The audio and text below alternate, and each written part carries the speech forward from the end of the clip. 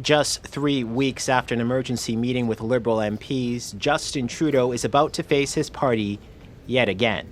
Since Finance Minister and key ally Chrystia Freeland resigned, waves of Liberal MPs have called for Trudeau's resignation. The latest from London, Ontario.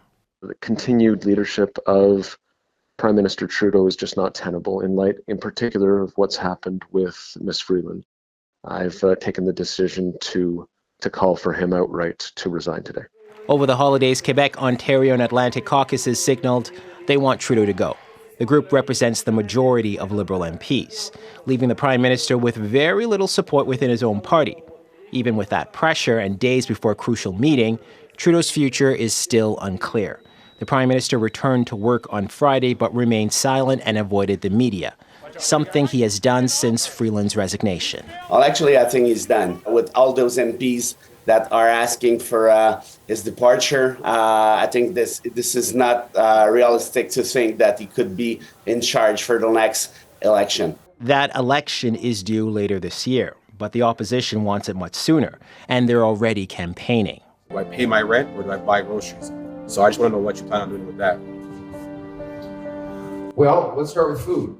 The Conservatives and New Democrats releasing these videos. We can win. If we fight, we can win. The House of Commons isn't scheduled to return until the end of January, but the opposition parties aren't waiting, with the Conservatives planning to start the process to bring down the government on Tuesday. It's unclear whether the Conservative tactic will work. Also unclear whether Trudeau will step aside. Despite pressure from within his own party, he can't be forced out, leaving the decision in his hands. David Thurton, CBC News, Ottawa. Let's go to Chief Political Correspondent Rosemary Barton next. And Rosie, no matter the timeline, it's shaping up to be a busy week in Ottawa.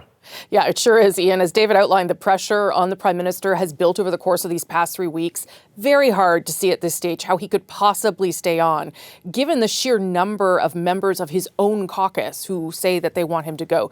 You would expect, I think, to hear from Justin Trudeau in the next couple of days before that National Caucus meeting on Wednesday. But I also would have expected him to speak to Canadians before now, and that hasn't happened. Caucus members that we have spoken to, Ian, are increasingly frustrated with the silence from the Prime Minister. Some of them actually pretty angry with him, which was not the case when he left on holidays to reflect on the future. What we do know is that there is a Canada-US Cabinet Committee tomorrow, and as was the case on Friday, Trudeau is expected to be there.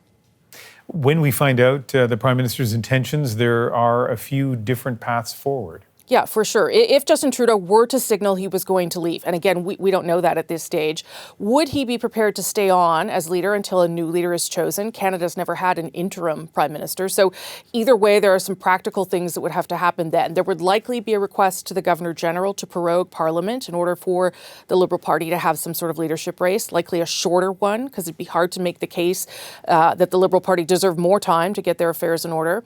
Trudeau could also just try to have the House of Commons prorogued entirely to buy himself more time. There are a lot of possible scenarios, but they all depend, Ian, on Justin Trudeau's next move. Chief Political Correspondent Rosemary Barton in Ottawa.